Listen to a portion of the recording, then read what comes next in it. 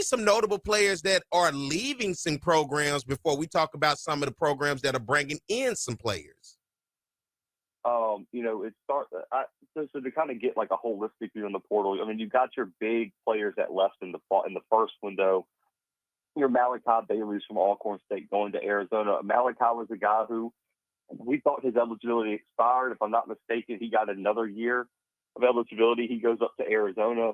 Giovanni Gibson from UAPB. I mean, arguably the best wide receiver in the conference last year, goes to Oklahoma. Now, I did hear that in spring practice that he did break his leg. No. And so he's going through some rehab. They said it from what I heard, it was not a clean break. So there's a chance he could come back later this season.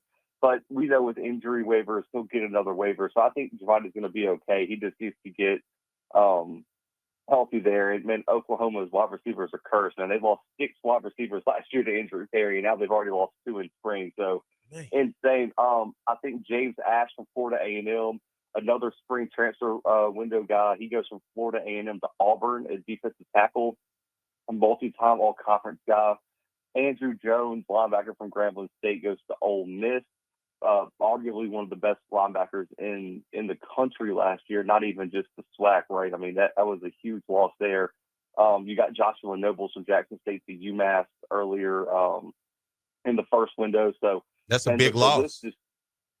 Huge loss there. So I just think there's a handful of guys. Aiden Jones from Prairie View, what was a breakout freshman last year, earned freshman All-American honors. He goes to Texas State from Prairie View. I think that was a player that Coach Jackson and that new staff probably wanted to keep around. But when you start getting those big-time offers, and then at the end of the day, man, like Tennessee State lost like everybody to the portal. And a lot of those guys did go FBS, as some of those guys followed Eddie to Bowling Green. So I think that's expected, right? But still, man, Tennessee State just gutted in terms of HBCU teams who lost a lot to the portal.